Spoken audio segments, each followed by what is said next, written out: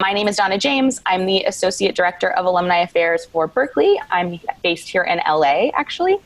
So I am at noon my time. So if you have any East Coasters, it's 3 p.m. And wherever you are tuning in from around the globe, we're happy to have you. We've been doing a lot of these virtual workshops, really just coming from what folks have asked for.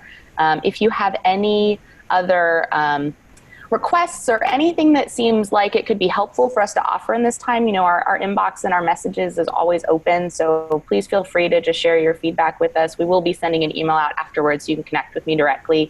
But I'm really excited about this session.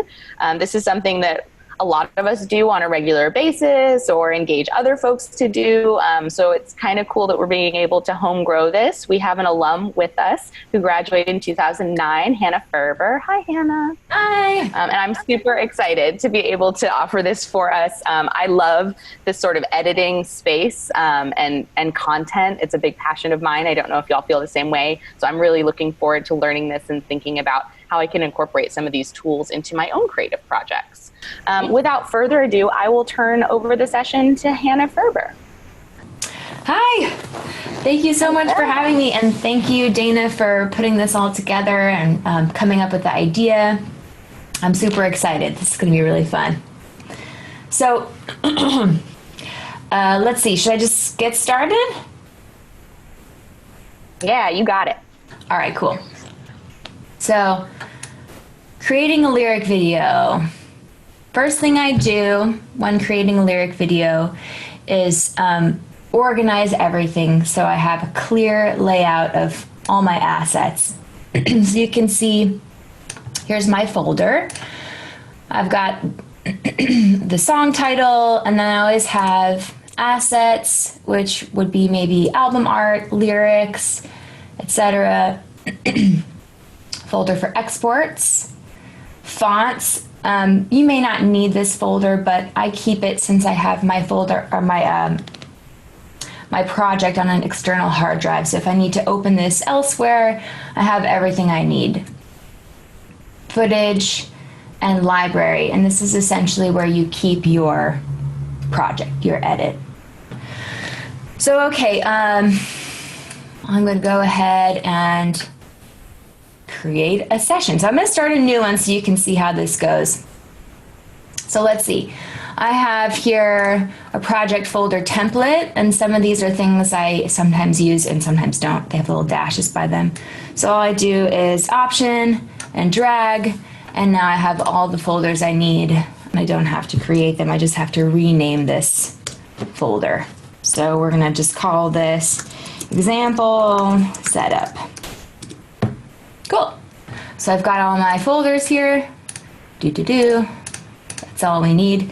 Now I get to set up everything in Final Cut Pro. So I'm going to close this. We'll look at this later. So we'll start fresh, like as if this is totally new. So I'm going to go File, New, and this is the only thing I can do. So first thing you do is create your library, which is like your container for all of your assets and your folders. So I'm going to put this in my example setup guy, and I have a whole folder for library. So we'll just call this example setup. Cool. And here we have, so this is just what's coming up from the last thing I had open, so you can just ignore this. When you create a library, it automatically creates what's called an event, and it gives you a date.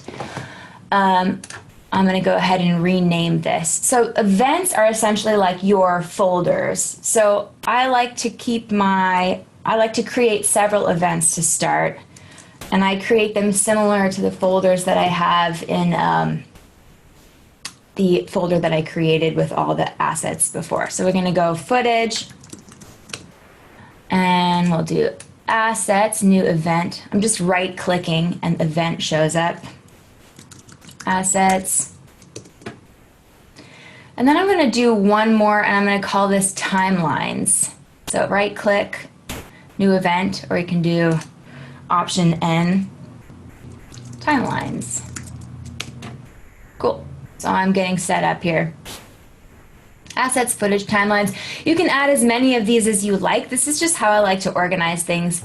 You can also use these smart collections, but I find that it gets kind of messy. So events is what works for me. You could do another event for images, just depending on like what you're creating, really. So now I'm going to highlight my timelines event, and I'm going to go File, New, Project. Okay, this is where you get to say, all the details of your project, what you want it to look like. This is just kind of standard 1080p, 1920 by 1080, 23.98p. You can also work in 4K, or you can work in lower resolution like 720p. I think 1080 is a little bit easier because it takes up less space and it takes less render time, which is going to save you a lot. So I'm going to do 1080p, 1920 by 1080. You'll be able to find a lot of footage in this format also. So we'll call this again example, setup. And when you create projects, these are like your different versions of your edit. So I'm going to say example setup cut A. That means it's the first one I'm creating. And you'll see it creates a timeline here for you, and you have your example setup cut A. So for instance, as I'm going to essentially save as, and I will create different projects or save as versions. And when you do that, you can go right click and duplicate project as snapshot. There's nothing in there, so I can't do that at this moment. So you'll see if you click here, all your footage will show up. If you click here, all your assets will show up. So it just it's a little bit easier on the eyes to do it this way. And so once you're ready to import all your footage, you'll click footage and you'll click Command I. And you'll go into wherever you have your footage stored. I like to upload it into the folders we created earlier. So it would be, let's see, if I went to here, and it would be, you'd navigate back to your folders that you created and to footage, and then you would import from there. All right. So I'm going to close this and I'm going to open one that I already started and I have set up with footage and assets and things like that. So if I want to close this, I can go right click and scroll down to close library. And I have a pretty timely question for you. Yes. If you didn't capture at the frame size FPS that you set the project to, will that cause a lot of issues? Or does Final Cut Pro do a good job of transcoding and fixing it? Is that like something we really need to make sure we get right as we're setting it up? If we didn't capture it? If we didn't, I think if we didn't like assign it correctly. Oh, no, it should be okay. You can go in later and change that as well. So it's just good to like, the more you can set up as you go and decide and be clear about it, the more organized you are, Perfect. Yeah, but yeah, it's not that big of a deal. I've had that happen before where I wasn't paying attention and I set it up improperly, and then later I can go to, well, I can't show you now because there's nothing up. But yeah, there is a way to change it, and that will show you. Did that answer the question? Yes, perfect. Okay, cool. All right, so let me open a library. File, open library. Cool. All right, so this is a project that I created to show you guys how to create a lyric video. I've got my cut A, B, and C here. I've got my footage, which I imported from my footage folder. And I've got the song here and assets. Again, you can put your album art, whatever you want in there. Okay, so we have everything set up. We're ready to go. I like to just get all my ducks in a row before I even bother with trying to put stuff together. Just make sure that everything is organized so when you go back later, it's not a giant mess. So let's talk for a second about inspiration, how to figure out what you want your lyric video to look like, and how to acquire your assets. So first of all, you're going to need some stock footage of some sort. So I like, there's Pixabay, which is free. So you can go onto Pixabay and you can look for images, or you can look for videos, etc. It's kind of limited because it is free, but it's a nice resource to have. There are tons of stock footage places you can go. I use Video Blocks. And what I like to do when I'm deciding on a theme is I like to scroll through footage while listening to the tune. You might have an idea beforehand what you want to do, and that's fine. Then you can search for, say, I want to use footage of beaches. You can look through beaches and scroll through and find your footage and download it. And if you're not sure, have your song on while you're scrolling to see what kind of matches. One thing to note is that when I first started making lyric videos, I was really concerned about making the footage match what's happening in the lyrics. And that took a really long time. And at the end of the day, it was really a waste of time, because when you're looking through stock footage, you're going to have all these different contributors, and you're going to have footage that doesn't necessarily match. You're going to have, especially if you're looking to put people in your footage, you're going to have, like, you know, Joe and Karen, and then you're going to have, you know, Abe and Rebecca or whatever over here. So you're going to have, it's going to look a little odd at some point when you have your storyline with all these different looking people. So that's one thing I recommend is, like, if you're going to use people, keep it limited, or like keep it to silhouettes. And otherwise, just think outside the box, you know, because a lot of times it doesn't have to be linear. You can still create a piece of media that reflects your music just by matching the vibe in general. And that's what I've found to be useful for myself. So let's see here. Okay, so I'm gonna go ahead and go back to Final Cut. So you can see here, my song reminded me of sort of East Coast, like buildings and city vibes. So I just went through and I downloaded a bunch of footage of East Coast stuff, images and stuff that remind me of the East Coast. I didn't pay too much attention to stuff matching the lyrics, except for there were a couple things that I lined up with the words. So let's get started. Let me go over to my main edit.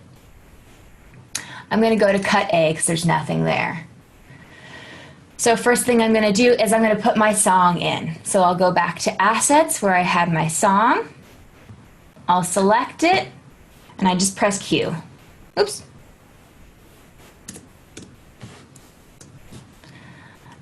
So now it's in the timeline. We've got this whole song here. You can hear it, I hope. All right. I've got my song. First thing I do is, and by the way, in Final Cut Pro, to zoom in and out, you just press Command plus and Command minus if you don't already know. So let me know if it's too loud. I'm going to turn it up on here so I can hear it a little bit. So just kind of listening for vibe. So the first piece of footage that I decided to put in here was this, like, park footage. And I select it and press Q. If I want it to go down into the timeline here, which I do, I select it and I press Command Option and the down arrow, excuse me. I'm going to zoom in and out. I can adjust on the left and right side. If you press A, you're adjusting the entire timeline. So if I have other footage over here, that's going to move that as well. So you have to be careful. If you have everything set up in place and you just want to adjust one clip without affecting the rest of the timeline, you're going to press P instead, and that will move just that clip. So I'll show you what I mean. I'll put another piece of footage here. Q, select it, Command Option, and down to get it over there. So if I have A, I move everything else with it. If I press P, I'm just moving this, just to give you an idea. So one thing that's kind of cool, I like to try to line certain things that are happening up in the video with stuff that's happening in the song to make it kind of visually compelling.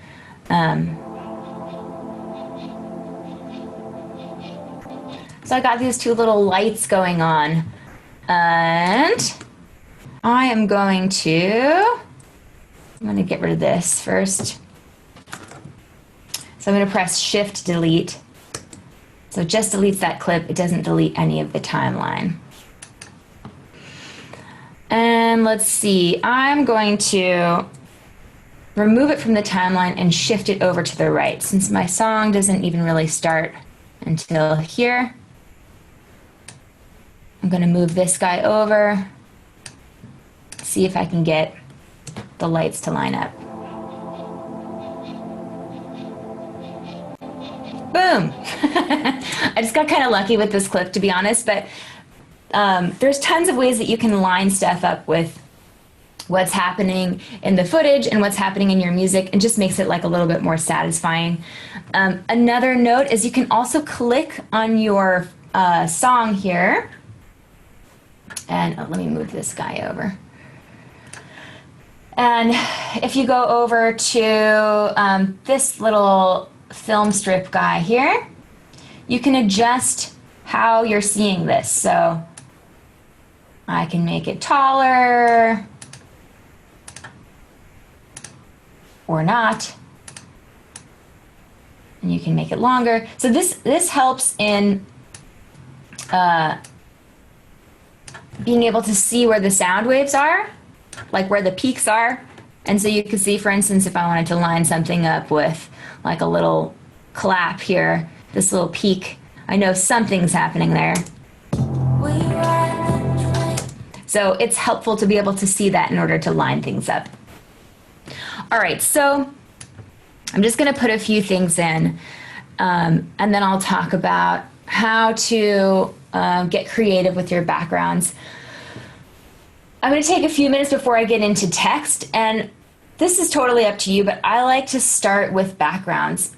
I like to get my background set first and decide on the look before I add lyrics, because I find that it becomes easier to decide what your text will look like after you've really got your background set up. But again, that's just personal preference. So I'm just going to put a bunch of stuff in place.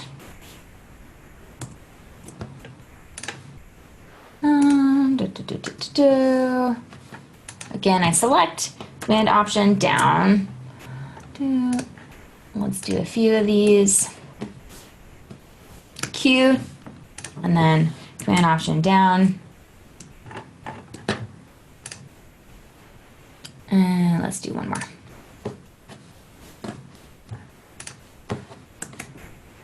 Okay. I've got this all in place here. One thing to note as you're putting these clips in is notice I can't drag this any further, and I can't drag this one any further on the left here. If you are going to want to put transitions from one clip to the next, you have to have a little extra room. So I would have to make sure that there's room on either side in order to add a transition in here.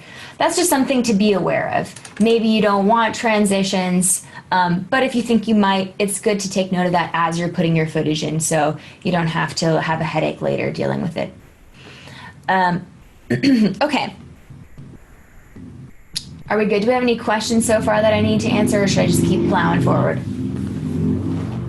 I do not see any so far. Cool. Okay. All right. I'm just checking my notes here. Make sure I don't miss anything. Cool. Oh, we've got, so, okay, one thing quickly before I show you how to make your footage look kind of more cohesive. We've talked about the A tool, where you can move the entire timeline. And we've talked about the P tool, where you can move just the clip without affecting the rest of the timeline. There's also B tool, which is the blade. So I could cut there if I wanted to insert something. That'll also help with lyrics later when you're editing text. Just a quick note. All right, so you can see I've downloaded all this stock footage. It's all like kind of slow moving city scenery. Oh, that's all I've got now. Okay, but it all looks really different. And you know, this is just what you're going to encounter with stock footage. So I need to find a way to make it look cohesive. Otherwise, it feels a bit distracting. So there's tons of creative things you can do to make stock footage look interesting. And I'm going to start by showing you what's called adjustment layers. So for an adjustment layer, I'm going to go over to this little T up here. And over on this side, I have titles and generators. So under my titles, I'm going to scroll down, and we have this thing called special.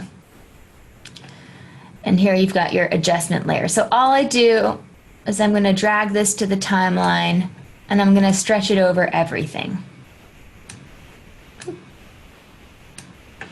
So now you have a layer that's going to go on top of all of your footage.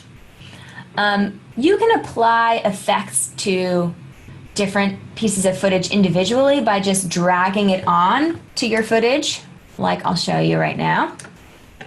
If I go over here, I've got transitions and I've got effects. I'm going to go to effects. Say I want like just this one clip to, well, let's look at color.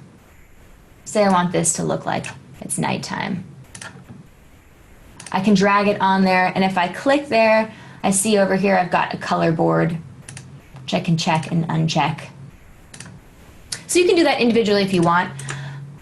With this particular kind of project, I like to use an adjustment layer because this is what it applies to everything. It makes everything look kind of cohesive again. So I'm just going to show you a couple of examples of what you can do. Here's colorize. This one's kind of cool. If I select it and I drag it on top, it's going to give it this kind of pink look. But I can also adjust this. If I click on my adjustment layer and I go over here and I click on this little film guy, it shows my adjustment layer that I put on there, my effect. And I can change these colors here. I can change the blacks in the footage to go to, say, a bright blue. And I can change the whites in the footage to go to like a, I don't know, a green. Let's try that. So now, if I go here, I've got a kind of trippy looking piece of footage.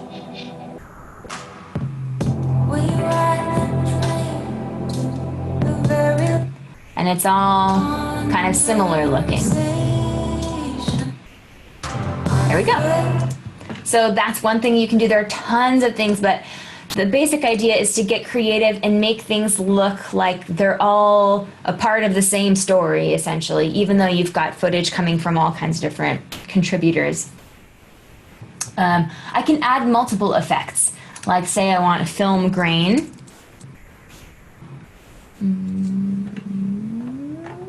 Here we go. I can drag, oops, sorry. Having a little trouble here. Select and drag it. And there you go. Now you've got film grain on top of it. And you can also, like, depends on which effect you're looking at, but some of them have different settings that you can adjust to. So we'll put realistic grain. Slightly different. All right. For this particular example, the thing that I created, I made it black and white. I just felt like the music has kind of a romantic sound to it. It's like an East Coast love story. You all can relate, I'm sure. Let's see. So I go black and white. I click this, and I dragged it on there. I still have my film grain on, which is okay because I wanted film grain. So I'm going to keep that there. So I've got film grain, and I've got this black and white. I think it looks kind of cool. You can also adjust the amount of that you want. Amount of your film grain, amount of black and white. And I'm going to go a step further, and I'm going to put another effect. So you can actually keep it all on one adjustment layer, but I just wanted the ability to mute any of the, mute this particular effect that I'm going to add if I want to mute it. And you still can if it's in one adjustment layer. It just becomes a little bit more complicated because then you'll be muting all of your effects. All right, so I've got 2 adjustment layers. I'm just going to shift this a little bit. Oh, there we go. That's a little better. Okay, I wanted something that was going to make the background feel a little bit more background and also a little bit more trippy. So I did mirror effect. Oops, there we go. So again, I just drag it on there. And now we have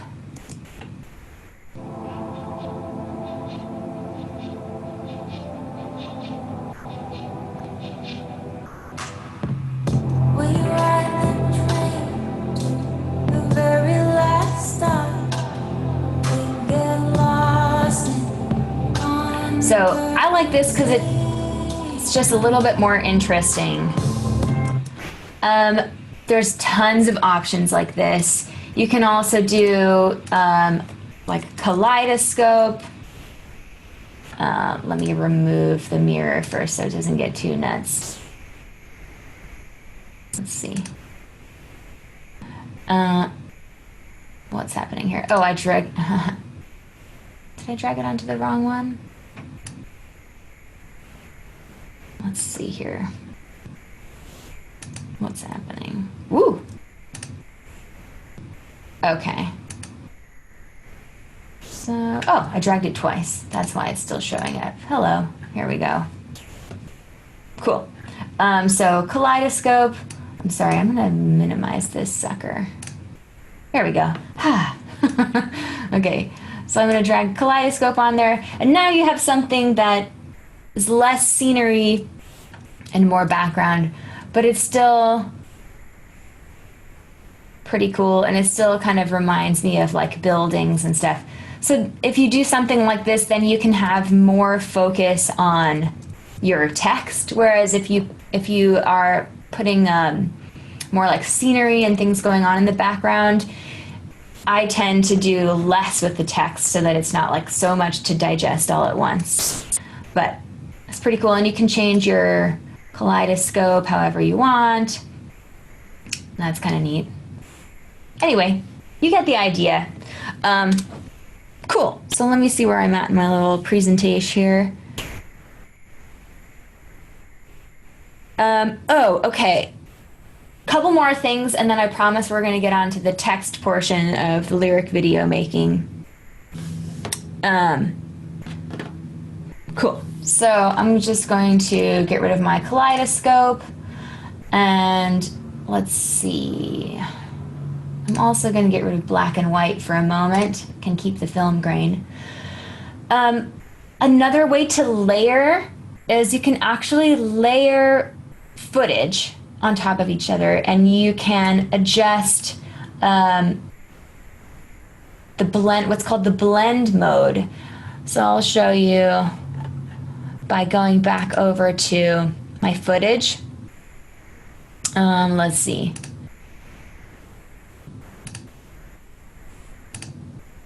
Let's see how this looks. This might not be the best example, but you'll get an idea of what I'm talking about at least. So I'm going to put this underneath my adjustment layers so they apply to all the footage. You'll notice it's not quite the right size. So if I want to make it the same size, I have to click on it. And over here on the right side, under this little film strip, under transform, I can choose scale all. And I can either move this or I can change it by a percentage. So there we go.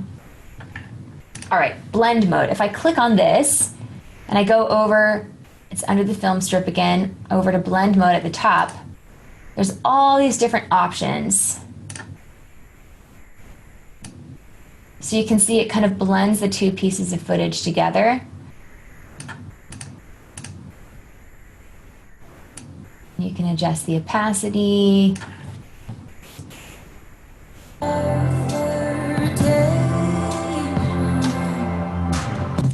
So you get the idea. It's not particularly cool with this clip exactly, but you can get into really cool stuff. Like I'm sure you've seen all kinds of, you know, HBO intros and whatever, where you have two different images going across each other and it looks really cool. It just depends on what footage you're using, you know.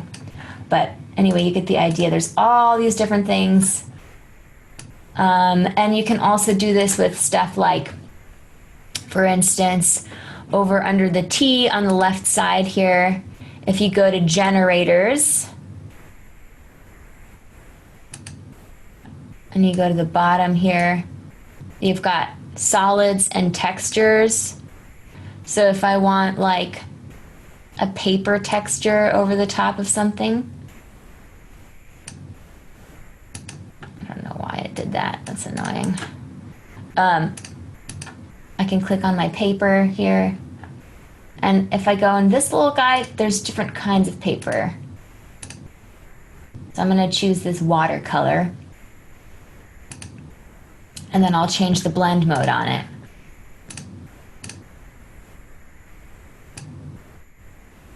And now it looks like a book or something, you know, a painting. Yeah, so you have all kinds of options here.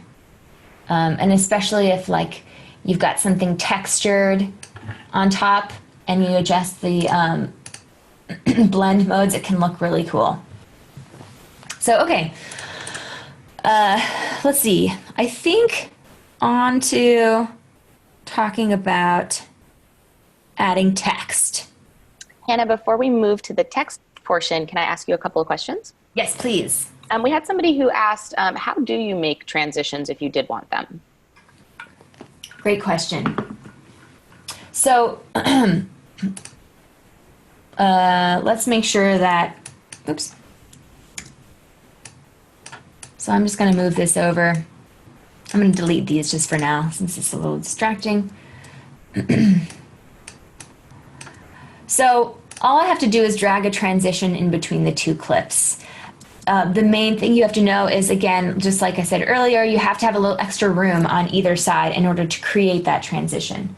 So all you do is you go over to this little guy here. This is our transitions area. You can see I have a lot of different transitions that I've downloaded, but let's just try, let's try this guy. All I do is literally just click on it and drag it. And then you can adjust like how long you want that transition to last. Right. So some are cooler than others. You can also purchase plugins. I use Pixel Film a lot and FX Factory. Basically, you're downloading other different types of transitions and overlays and things like that. if you get bored with the ones that are included in Final Cut Pro. But yeah, all I'm doing is dragging, and I just adjust how long I want it to go.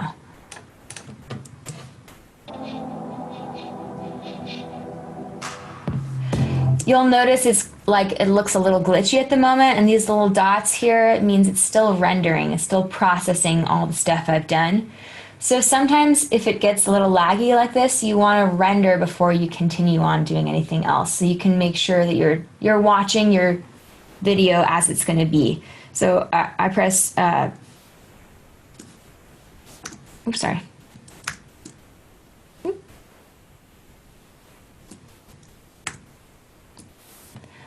So I press Shift, Option R, and then Command 9 brings up this window.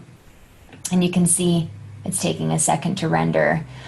This is again why I was saying earlier, I try not to work in 4K footage unless I have to. I mean, for lyric videos, it's really unnecessary, I find personally, and it just takes a lot of render time. Like, you have to wait while all this happens before you can finish your project. But if I'm filming, like, say, an interview or something totally different, then it's, you know, then it's a different story. Oops. Thank you, Hannah. Okay, yeah. One more question. Can you review how you get that adjustment layer? Where did you go to pull that? Yes. All right. I went to Titles on the left, and I scroll down to the bottom here, and it's under Special. And then you can either press Q, I know. You can either press Q or you can click and drag it down to your timeline. And then it's the same thing. I'm just adjusting it so it goes over everything. And then whatever you want on here, you're going to drag it from your effects over here, just directly onto your adjustment layer.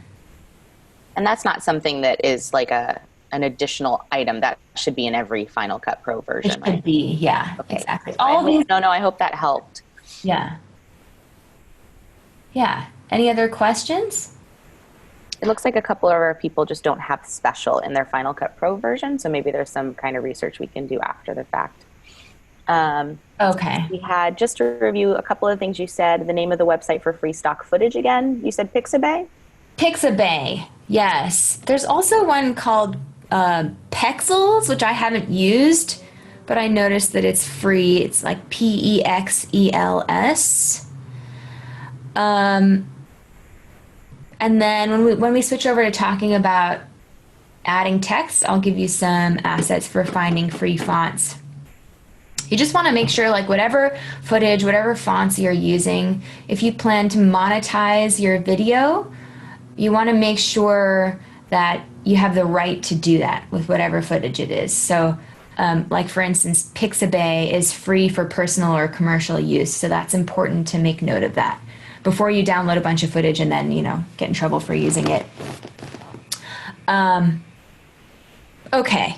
Should I move on to talking about adding text, or do we want to talk any more about layers and things like that, or does anybody have questions? Yeah, let's move on. It looks like we're wrapping up. This is good. Cool. All right. So I have sort of like pre-edited some stuff so that you don't have to wait for all my footage to render. And so we're going to go ahead and look at a different version of this edit. All right. So here's my edit, my cut B. And actually, I'm going to put my adjustment layers back on there so you can watch that again if you like. Back down to Special. And I'm going to drag these adjustment layers. And then one more. And I put just black and white. I put a mirror on it. And I put some film grain. So again, just click and drag that on there. And got film grain. And by the way, you can search down here, which really helps. You just have to make sure that you have all selected up here, so you're not just searching in one category. We'll put film grain, and I'm going to change it to realistic grain because I like the black and white look. And doop, I'm going to do mirror onto this other adjustment layer. And I don't want the mirror thing to apply to this beginning part, so I'm going to adjust my adjustment layer and have it start with this clip here. All right, here's what we have. I'll play it for a second so you can hear, and then we'll add some text.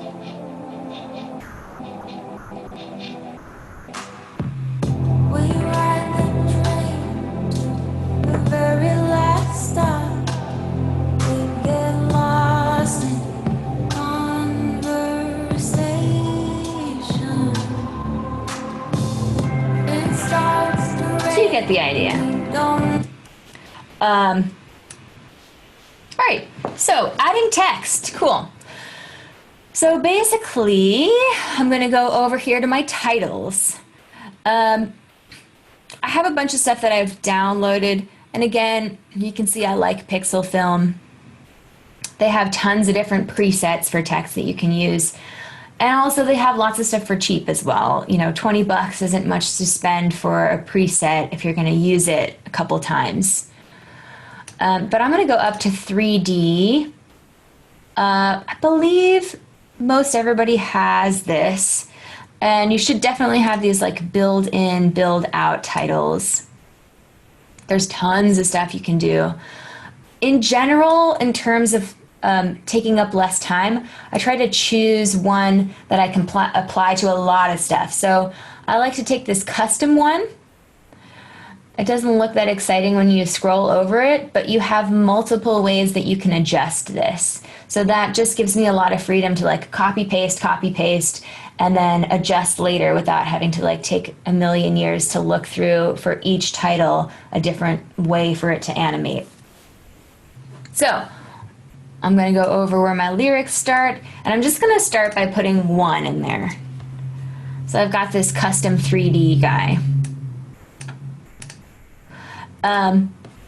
I don't want it to be 3D. I just want the custom part. So I'm going to go over, to this little paragraph guy.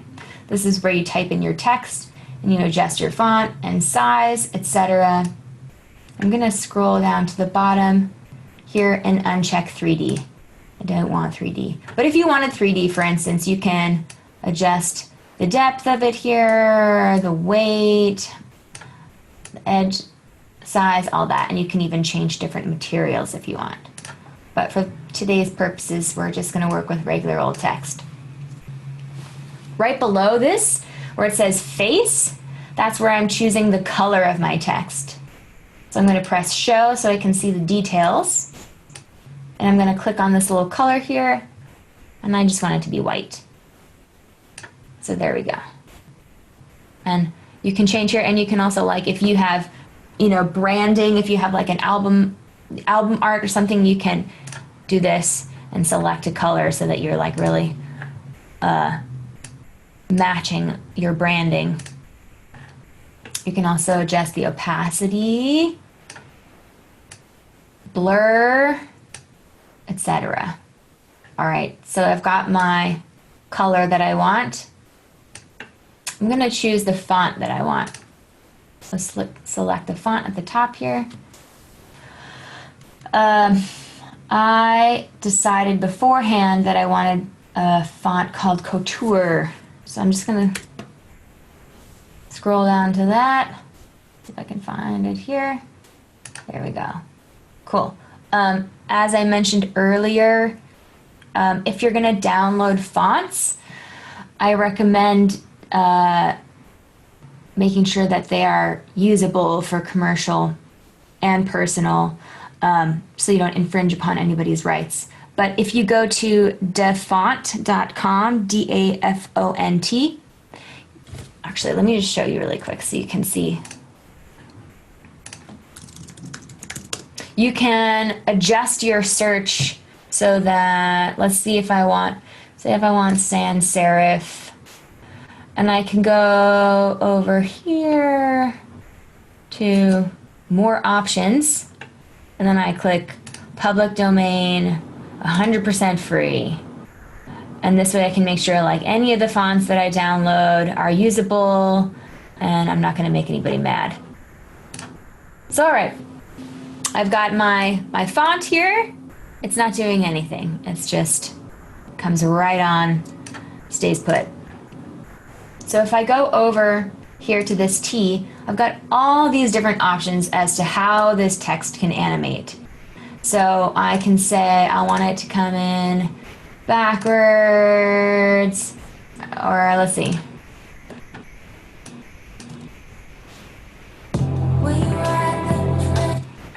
Well, that was very anticlimactic. All right, so let's say we wanted to zoom up. Cool. So you have that option, and you can also control what happens when it animates out. So move in is where you're looking for the animation when it comes in, and move out is how it animates when it goes out. So let's say zoom down. So let's see.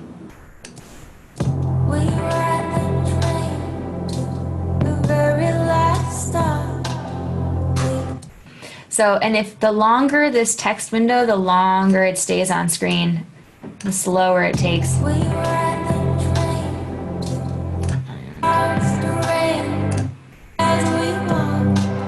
So sometimes that can be kind of annoying because maybe you want it to come in a little faster or go out a little slower, who knows.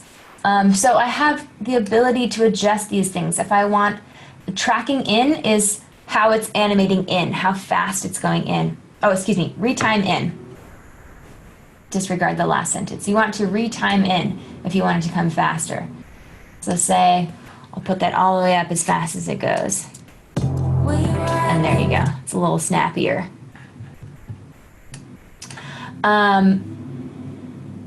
What else? Oh, right. So just all these different options. You've got random. You can make it come in.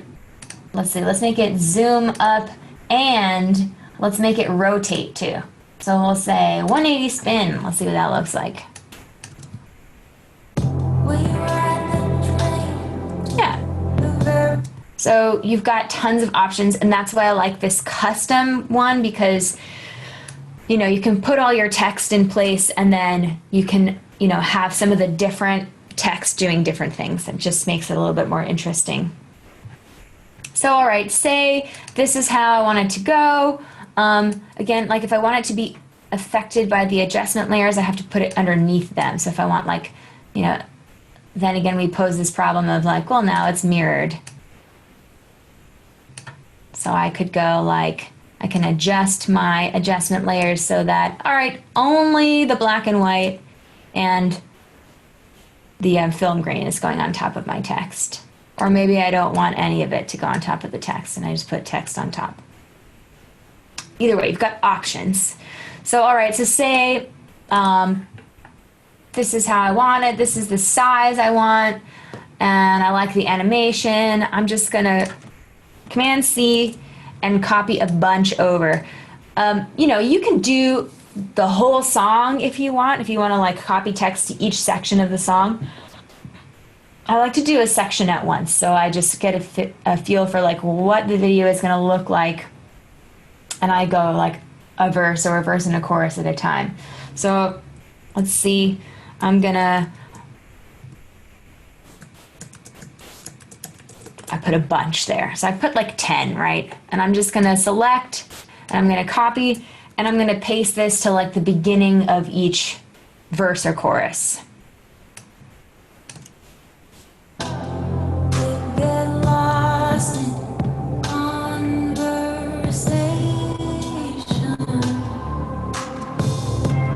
All right, talking again, here we go.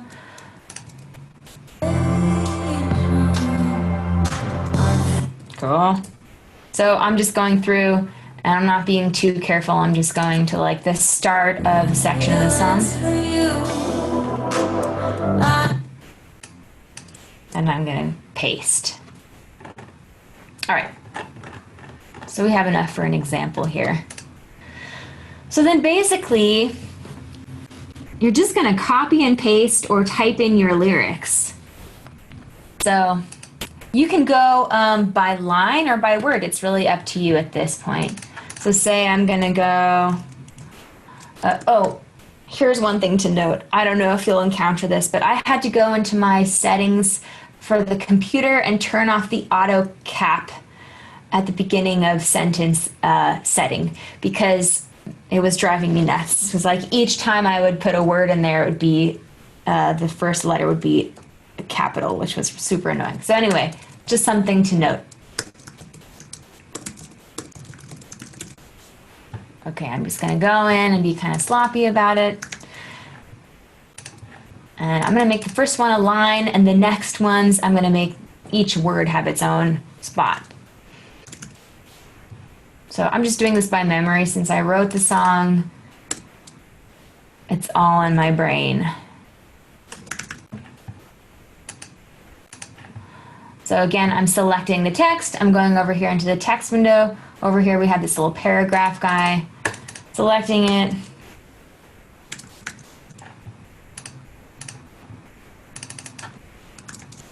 And I'm typing in the lyrics. And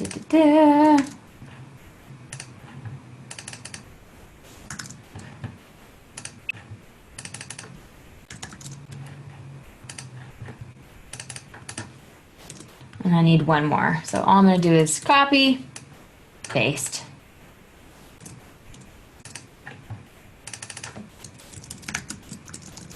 All right. Looks horrible, but I'm not too worried about it yet. So now you have to listen. I mean, sometimes you can really use this to line up, depending on what your audio looks like, you know, but a lot of it's just listening and lining up the text with the music. So I'm gonna go a little further back.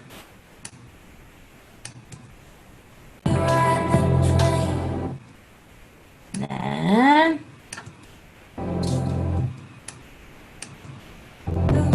okay, bear with me here.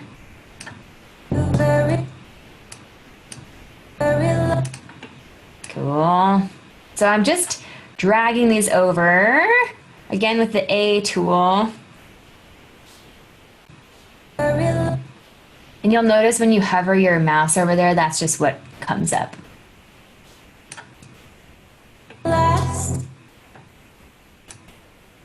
Cool.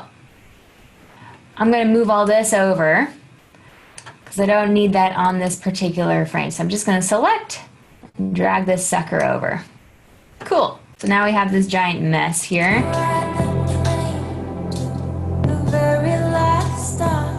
Cool. So basically, whatever you have lined up is what's going to show up at the same time. So for instance, I think I want this "We Ride the Train" to be its own thing and to not be on the screen with the rest of the lyrics. So I'm going to move it over so it's not under this little stack here. Cool. So notice the animation, definitely not working for me. It's too much for the eye, personally. But again, it really depends on what your background looks like. And I'm going to make these each their own little thing. And let's see here. Let's have it. I'm going to have it not move in, but I'm not going to have it rotate either. I'm going to have it scale in. So you have the option to have it grow or shrink, and I'm going to have it grow.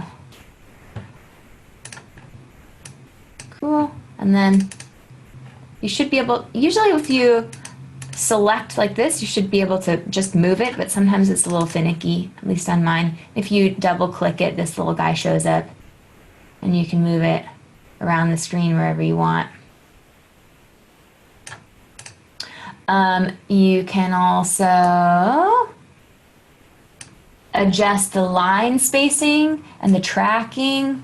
So say I want it to look like this, and I want the line spacing to be a little bit taller. Let's see. So this is helpful for like fitting the text into the footage that you've got to make it look like it makes sense. All right.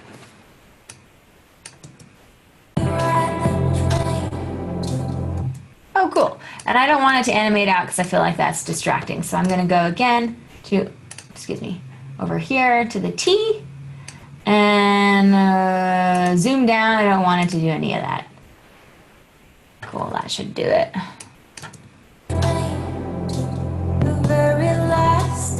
Cool. I'm going to make all of these not animated at all and just have them come on to the beat.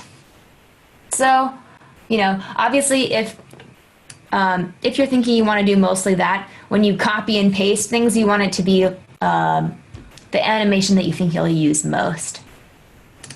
The annoying part about this is that I can't select them all and adjust it, unfortunately, which is a little annoying.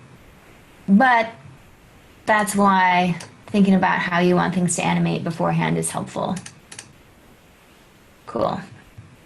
So I'm just going to adjust these real quick, and then I will move on.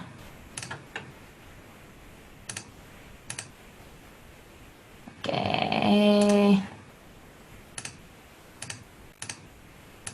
So again, just going and adjusting my settings. I feel like I've missed something, but I guess we'll find out. Oops. Okay. And let's see. I missed a bunch of them. All right. I'm missing the zoom and spin.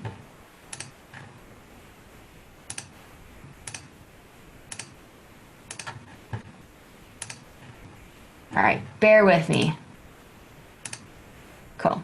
All right, so again, you can just place your text, which I guess this one's still trying to zoom on me for some reason. Let's see what's happening.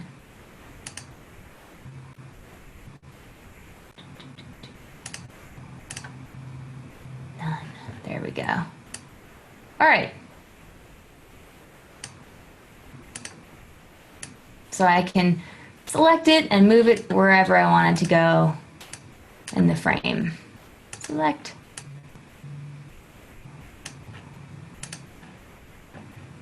And you have to have the playhead over the text to see what's happening.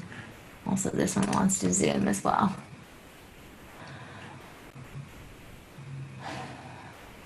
Okay, I'm going to make these guys a little smaller to make them fit. So I can go over here and say, oops, wrong guy.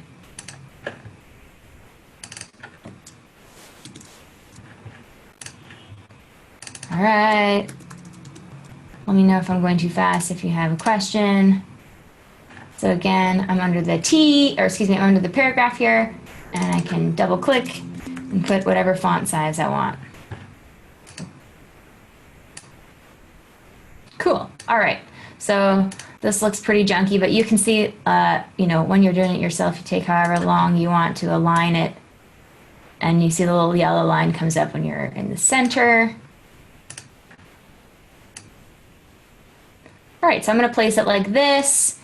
And then I'm going to move all of these in. So you can drag them individually, or there's a trick that I just learned, which is really cool. So let me see if I remember how to do this. So if you put the playhead where you want to move everything, and you have this little bracket on the right, it's next to the backslash. Oops. All right, so it's not going to work because it lines up with the footage here. Well, let's just see if I can show you. Bracket.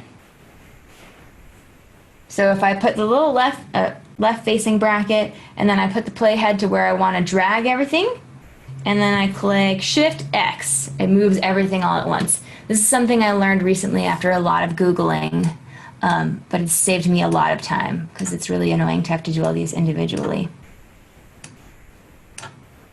All right.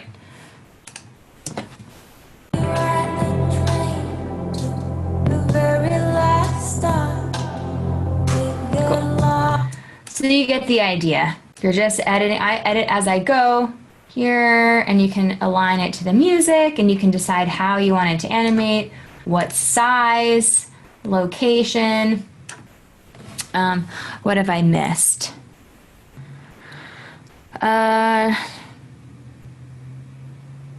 Okay. Let's talk about one more cool thing you can do.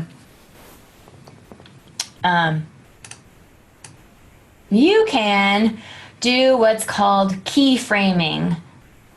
So actually, I should ask before I talk about this, because this is going to take a few minutes. Does anybody have any questions about the stuff we've talked about so far? We have 2 questions. Our first one is, can you leave the gray timeline area blank and just build above it? You can. It's just going to be black. I'll show you what I did. The reason I left it black was I put a title there.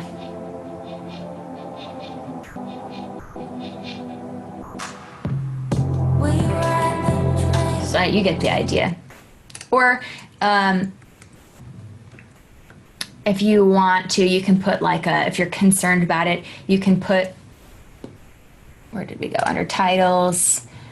And if you go down to the bottom of your titles section, oh no, excuse me, it's generators. If you go down to the bottom of your generators, you have these options to put a solid in. And you can put this little guy in there. And if you blade tool that and put A, select it and delete that sucker, now you have a black screen there. It really doesn't make a difference, but if it makes you feel more comfortable to have that there, I totally understand. Okay. Second question, why do you choose, or why did you choose to put one word for each text block as opposed to putting the very last just in one text block? You know, that just has to do with your preference, really. You can do it however you want. I just find that sometimes that's a useful tool for musicality. Yeah, so if you want it, like for instance, if there's a slower, more like legato phrase or something, maybe I'll have it all animate kind of slowly, and then it feels like it's reflecting the music as opposed to something that's a little more, where the words are a little bit more separated. Yeah, it's just an option for, you know, it's a personal preference. Just a choice. Yeah, exactly. Cool. Okay. Cool. Anything else? Just to about the block of the black. So it would serve as a black blocking if you put it there, just as a background, correct? Yeah, exactly. You can put whatever you want to fill that section, but you don't need to. You could put it as a black block. I wouldn't recommend like making your entire cut just that black block, but yeah, you can just leave that there if you want, or you can fill it with something. I just chose to leave it there so I could put a title on top and just have a moment to focus on the title of the song. Perfect. All right. Cool. My lights are going off. Hang on a second. There we go. Cool. All right. So let's see. What was I going to do? Oh, I was going to talk about keyframing. There's a thing called keyframing. This is kind of fun.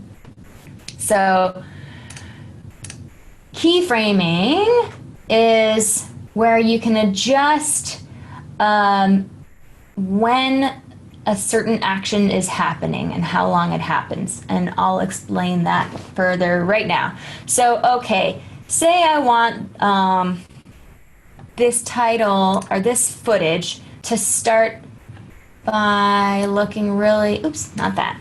That's not what I meant to do. by being almost nothing, like really opaque, right? Well, I can animate that. I can make that start out opaque and then go to 100%. So like if I go to the beginning here of my footage and I select it, I can go next to whatever action I want to happen, as long as it has this little triangle next to it. I can choose, I can say, here's where I want it to start. I'll add a keyframe. I want it to start at 100%, say. And then I want it to go to 0% right before it goes onto that next frame. So I want to make sure that I have this last frame of this footage selected. And I'm going to add another keyframe. And then I will drag it to whatever opacity I want it to be. So now you'll see. We ride the train to the very last stop. There you go. That doesn't look great, and that particular choice isn't one that I would make, but that's the idea. You can also do that with text. So say I want this "we ride the train" thing to zoom up. So I'll go like this, and I'm gonna go over to, let's see, over to this little film guy, and I'm gonna press scale all. So I'll make sure I've got it selected, and I'm gonna add a keyframe. And then I'm gonna go to where I want it to be. Let's say right here, I want it to be like 150%. I can type in 150, or I could just use this guy to drag it. But it's gonna take from wherever my first keyframe is to my second keyframe to get from the point that I set it to the other point that I set it, if that makes sense. So you can use this to be really creative with your text. You can have it move off screen. You can have it move from one location to the other. You can have it get more opaque. You can have it change colors. You just want to go to wherever you see this little keyframe, and you put one in where you want the action to start and another one in where you want it to end. So tons and tons of options here. Okay. I think I'm getting close to the end. I want to have like maybe a couple more things I want to talk about, and then we can open it up and see what kind of questions we have.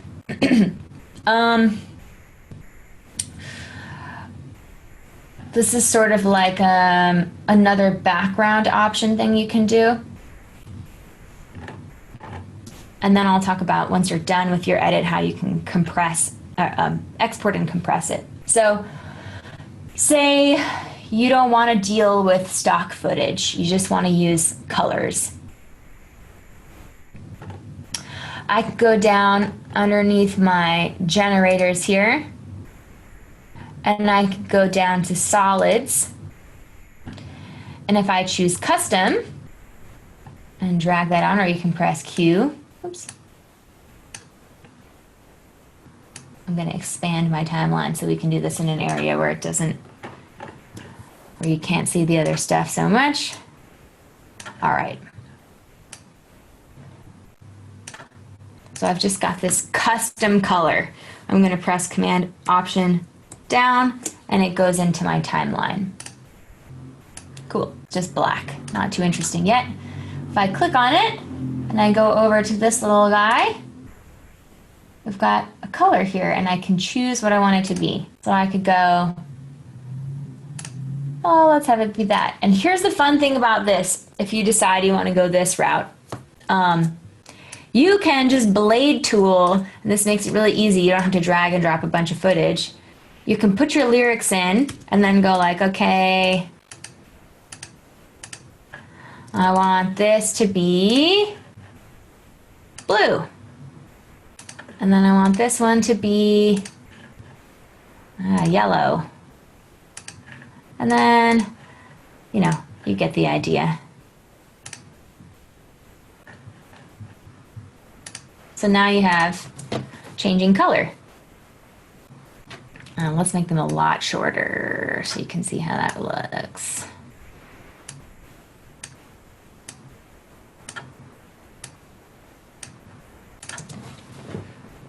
So this kind of thing is really fun if you want your text to animate a lot and you want your text to change colors and things like that. Like there's a recent Taylor Swift video that does stuff like this. Of course, they've got a lot more stuff going on like partway through the video, but it's still really fun in the beginning.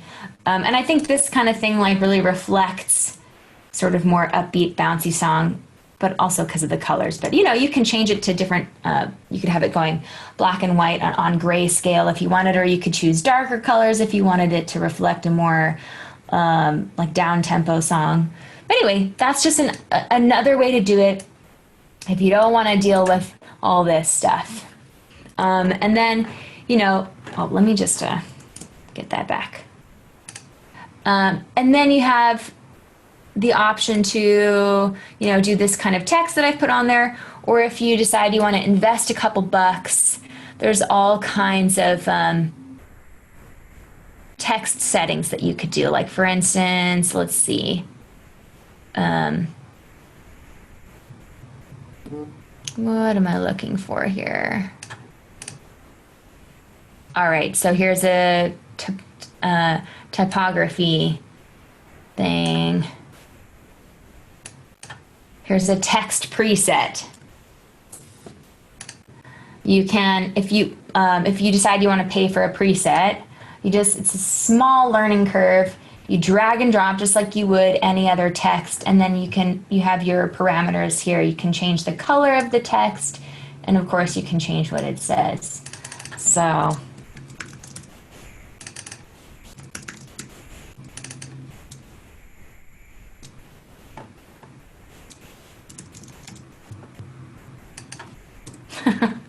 it's not the most creative text here, but yeah. And then that makes for a lot less time in animating your text. So it just depends on, like, you know, if you want to put a bunch of time into learning how to do the animation on your own, or if you have something specific in mind, or if you want to use a preset and edit it and spend a couple bucks and save some time, you know. So many options.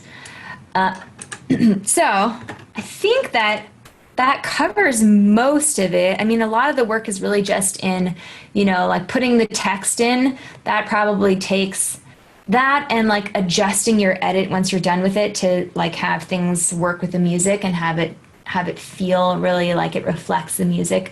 Those are the most time-consuming parts. And aside from that, just like getting used to looking at Final Cut Pro and getting over the hump of like learning a new, you know, software. But let's see here. So last thing I'm going to cover is exporting and compressing. Does anybody have anything they want to talk about before I go into that? With keyframes, how do you delete it or alter it once you've already set it up? And then does the keyframe fall wherever your current time cursor is, or does it automatically go to the beginning of a region? The keyframe goes wherever you put it first. So like, let's go over here to, what did I do? Oh no, I changed the size of it. So like that's transforming it. That's going to be under this little video guy. Let's see. Okay, so you can see these guys are showing up in yellow. That shows that there's a keyframe. You can also see where your keyframes are by pressing this little arrow. There's your next keyframe. I can go back to this other one. I can delete that keyframe. And there it goes. Now nothing happens there. You can also click this little arrow, which just goes like back to normal, as if nothing happened. Whereas the minus is like, say you have several keyframes and you just want to delete one, you're going to navigate to that keyframe. Let me just put a couple in here.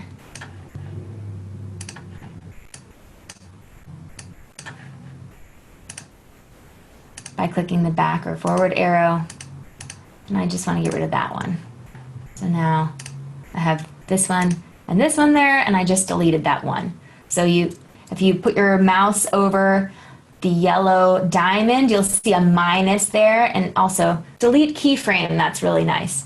And this little arrow takes you to your different keyframes. And if you want to delete all of them and just have it go back to how it was, you click this little arrow. And also a little reset guide comes up, so you can see that that helps a bit. Did that answer the keyframe questions, or did I miss anything? I believe so. Okay, cool. Any other comments? Okay, cool. All right, so let's see here. Here's my cut C.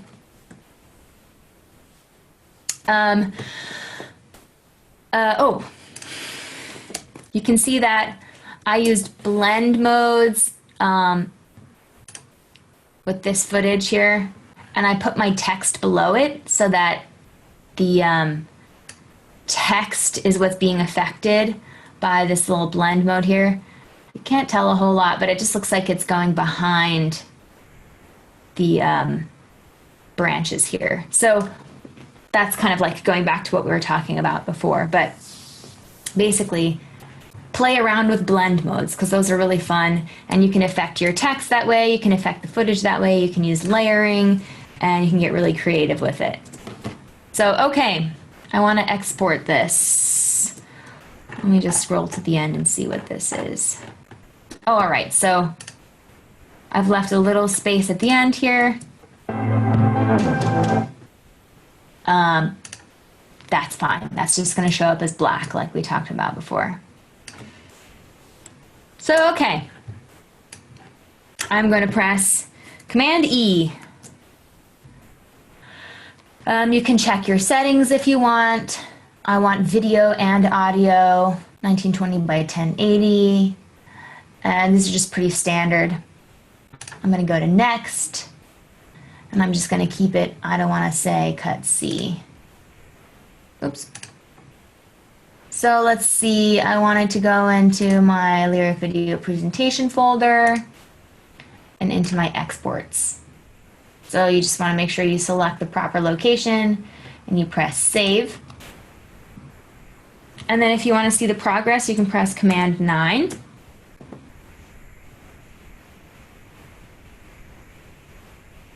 So it takes a second, especially if you have a long edit. And something I neglected to say is you want to make sure to render before you export so you don't have anything weird happening with your edit.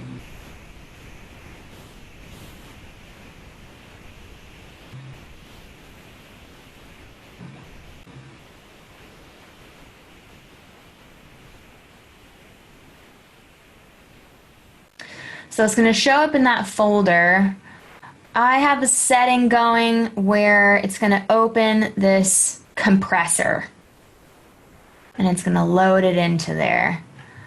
I'm going to be honest with you, I didn't set that up. My boyfriend set that up. I have no idea how he did it, but if people are interested in that, I could ask and find out. But basically, the only difference is if you don't have this set up, you're just going to navigate to your exports. I'm in the wrong folder, excuse me. Exports, and all you do is drag that sucker in here to where it says current.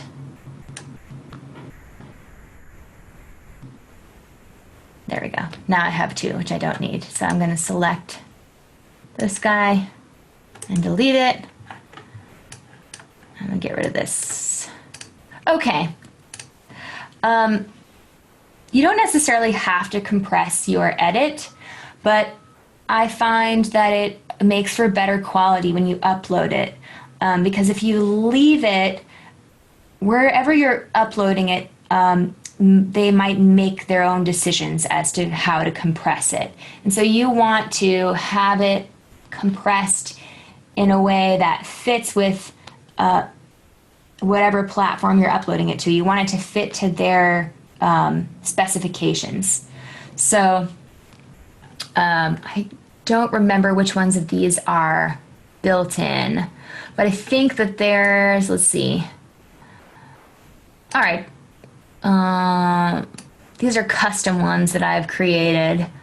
But I think they have ones for, let's say, okay, say we're putting it onto an Apple device. And we just want it to like go to my phone. This is going to be like, you know, lower quality, but it'll play back well. Most compatible. So if you're sending it to somebody to check out. So you just drag it on there, and then you're going to press start batch. And then you just wait for that sucker to process. I have a Facebook 1080p, and then let's see.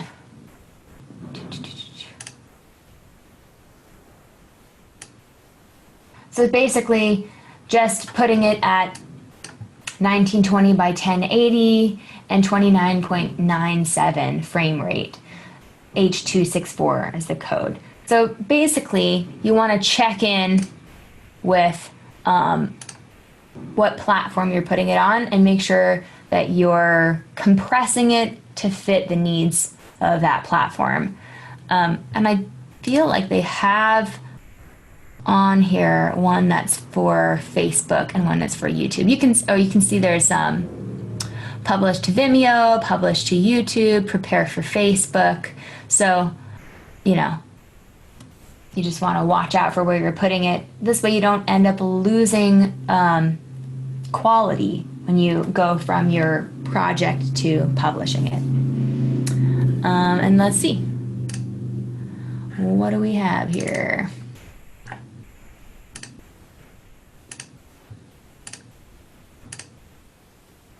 And there it is. So there's the original one, and here's the one that I prepared for iPhone.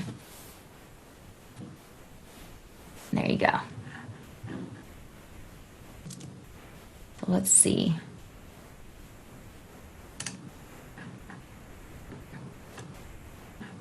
Cool. I don't know if you guys are hearing music on that export, but I'm not. Something weird happened.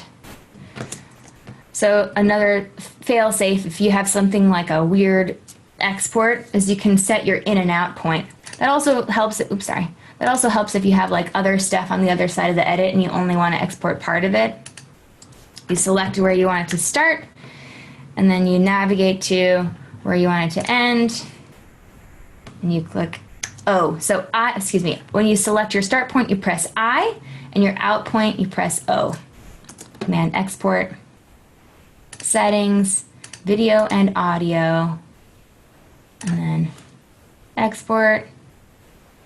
I'll say D. We're just being kind of sloppy here.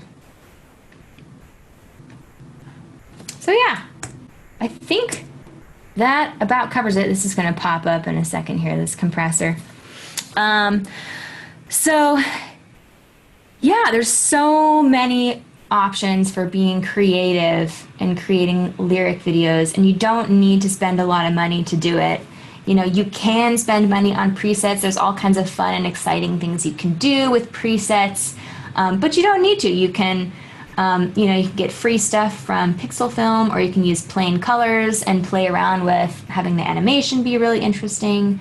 And I think the main thing to focus on is like, how can you represent the music visually? How can you make the colors and the speed of the animation and the type of footage, or like, just plain colors, how can you make that represent your song?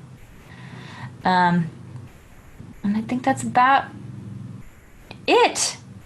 What do you guys want to know? What questions do you have? We had one question that I saved for the end. Someone asked any recommendations for websites to find effects bundles, things like that. Yeah. So Pixel Film, I like Pixel Film a lot. You can see it comes up automatically. Pixel Film Studios is a really great place to find titles, and they have sales all the time. Just like, I don't know if you guys get emails for music plugins all the time, but it's the same thing. There's like every Thursday there's a sale. So, yeah, so you have titles,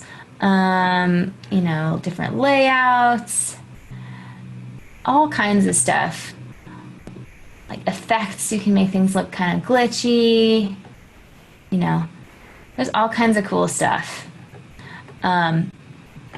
Also, FX Factory is good. And I recommend spending a little bit of time Googling for, if you're on a budget, I recommend spending some time Googling free Final Cut Pro presets, because there are a lot of websites that give that kind of stuff away for free, you know. For instance, I know a lot of people are interested in doing like split screen stuff for, for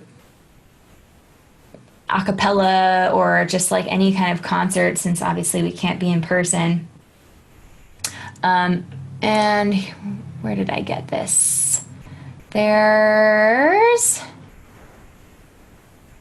let me find it. Okay. I was able to download all these different split screens for free. And I can't remember, I'm sorry, I'm just thinking of this now, but I could send the link to Dana if anybody's interested in this. But there are websites like this where they just want, they want to kind of like reel you in, so they're offering you some free stuff, and you can get all kinds of free presets and titles and stuff like that.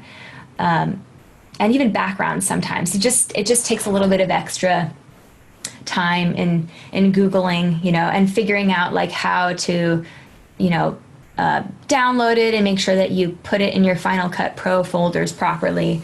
But it's out there. There's plenty of stuff to get started for little to no money. Yeah. Any other questions? Nothing so far. Folks, if you want to just give me a wave or something if you are typing, but otherwise, looks like we are wrapping up. Cool. I want to thank you, Hannah. This has been really engaging, especially since it's such a software dependent workshop. We didn't have many folks leave or become idle. That's incredible to me, and I want to commend you. Webinars are challenging, especially when you're working on such a project-based element. So I really enjoyed it, and I learned a lot. Now I have to figure out if I have Final Cut Pro. I mean, I think a lot of people also work in Premiere Pro, and lots of editing software is very similar. It's just like the same concepts are going to apply. You just might have different key commands, Yeah, I had the whole Adobe suite at my last job, so that's what I learned on, but it looked like the same thing, just different commands. Yeah. Adobe, Premiere Pro is really popular. I just happened to learn in Final Cut Pro, and so it's like that's where all my purchase presets are, and that's what I've been working in. So you've invested. Not switching yet. All right. Well, I want to thank everybody for coming. Thank you all for spending your time with us today. I know there is so much content being created right now, and there's a myriad of places on the internet where you can spend your time, but we're very happy that you chose to spend it with us. If you are looking for more that Alumni Affairs is presenting, the easiest thing to do right now is to check our Berklee Alumni Facebook page. All of our events are listed there, and they will continue to be published there, so they're easy access for you. We're also sending them out via alumni newsletter once a month, now twice a month. So go ahead and make sure you are checking your emails for us. If you are not getting our emails, or for any reason this sounds completely unfamiliar to you, feel free to email me. My contact information is in the chat. It's just DM james@berklee.edu, and we'll figure it out. But anyway, as always, we are so happy to hear from you no matter what you are offering us. I will be sending out an email after this thanking you all for coming, and we'd also love for you to give us some feedback in a survey. We really want to make sure that we are presenting content that is helpful for you and in a way that is helpful for you. So please make sure to do that for us. But otherwise, we will see you at the next one.